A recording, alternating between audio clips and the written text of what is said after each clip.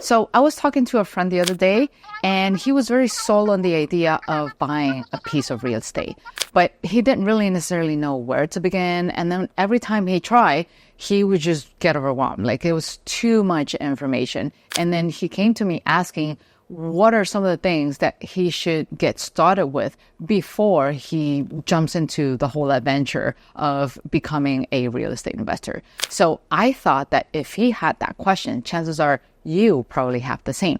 And in this video, what I'm going to share are the things that you need to be aware and keep in mind before you even decide to go on the journey of real estate investing. If you're new here, welcome to Nova Rice. In this channel, we'll cover anything related to real estate investing, investing in the stock market, small businesses, and precious metal. And all the stories that I'm about to share are based on my own personal experience. And I hope that every little thing that I get to share helps you in your investing journey. Now, the very first thing that you need to think about when it comes to buying a piece of real estate is asking yourself, what's the purpose of that property? Do you want to buy it to use it as your primary home? Do you want to buy it to use it as an investment property? Or why not buy it to have a mixed use, live in one part and then rent out the other? A lot of people do that. So that's the very first thing that you need to decide, because that's going to set the foundation for everything else that is about to come. Once you got that figured out, the next thing you need to ask yourself is, how much can you afford with your income?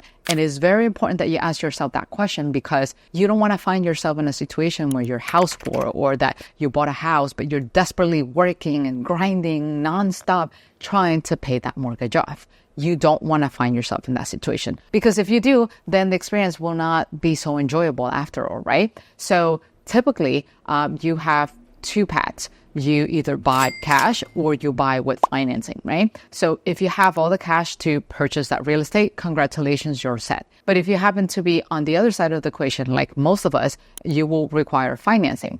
And financing is a little bit tricky. It's not something that, you can just simply walk up to a bank and say, hey, I like this $500,000 house. Give me the money, right? And here's my credit score. The credit does play a factor, but so does your income. So typically the way it works is that the lender is going to look at how much you make annually.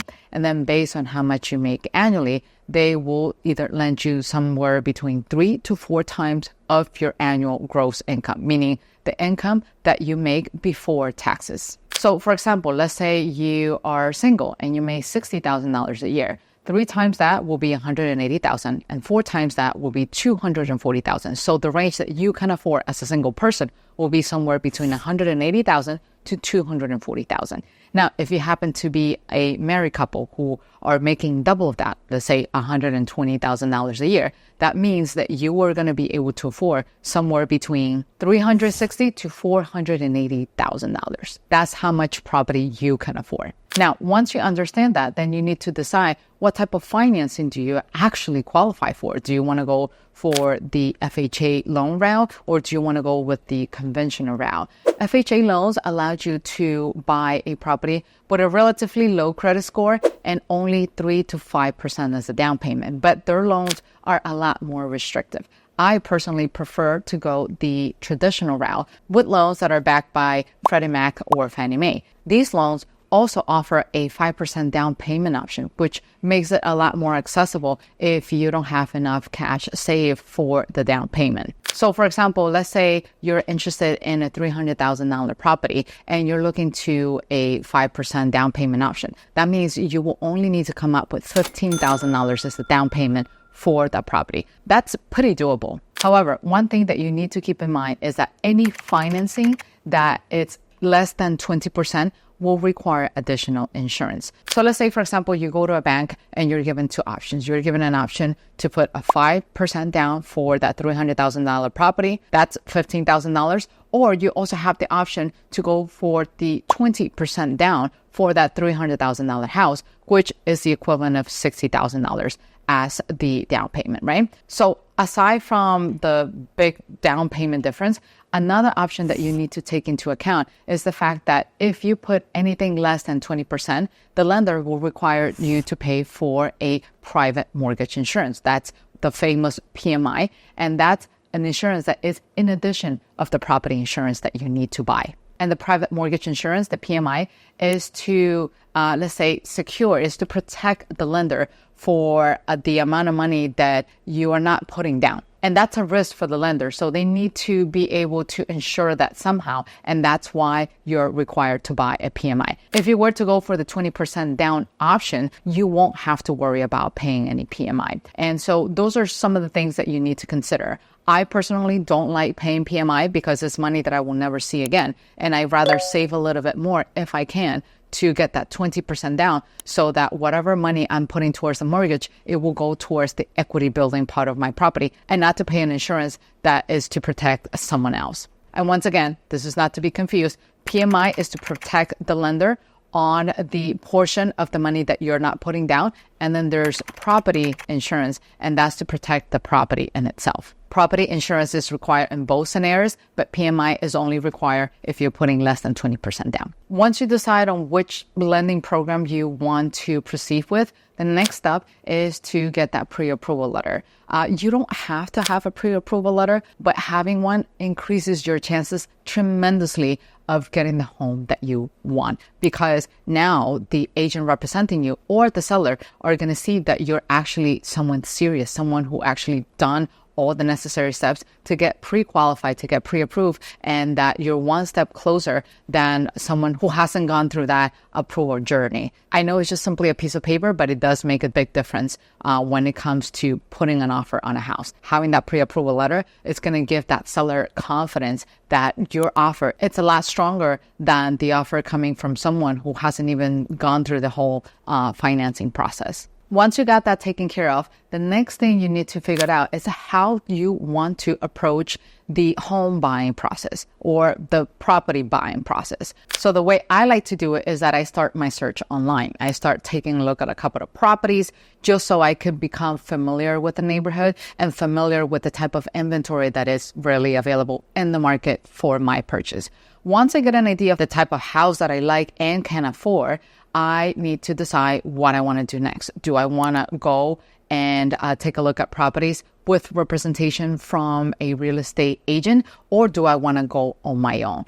I personally like to do things on my own because I have done this multiple times, so I'm pretty familiar with the process. But I know that, let's say, for example, if you were to be a first-time home buyer, like my friend, he will most likely need an agent to represent him because he's not familiar with the process.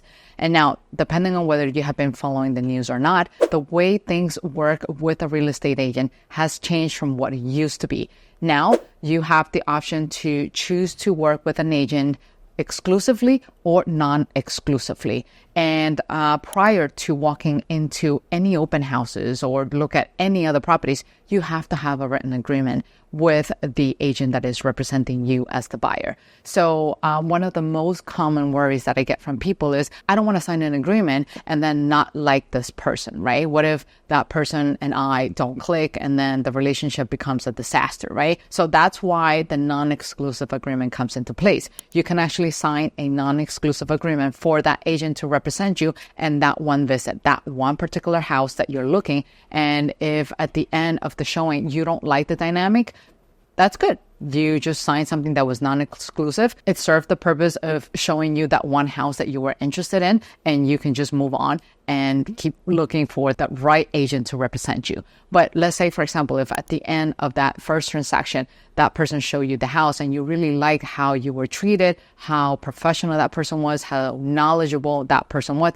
then you can proceed to sign an exclusive agreement. And in that exclusive agreement, you will have the timeline for how long that person is going to represent you. At least in the state of New York, that's usually 6 months. And in that agreement, that real estate agent also has to list their fees. And in their fees, they need to disclose specifically what are they going to do for you. Are they going to negotiate on your behalf? Are they going to show you the house only? Are they going to fill up the contract? So you need to see, and you need to make sure that before you sign that exclusive agreement, that you understand what services are those fees covering. Another thing that has changed recently is that historically the buyer's agent was paid by the seller, but now things have changed a little bit, and you will be required to negotiate with your agent the fees that you're going to pay them, or you can actually request the seller to pay for those fees. All of that is up for negotiation. Once you've decided on all of that with your real estate agent, then it's time to look at houses and make offers. And depending on what you have negotiated with your agent is going to do the negotiation, or this person can be filling out the contracts on your behalf and negotiating with the seller side on your behalf. And that's all you need to get started. Now, if you want to learn more about how to qualify properly for a mortgage, here's a video that you can check out and hopefully will help you complement everything you just learned in this video. See you over there. Bye-bye.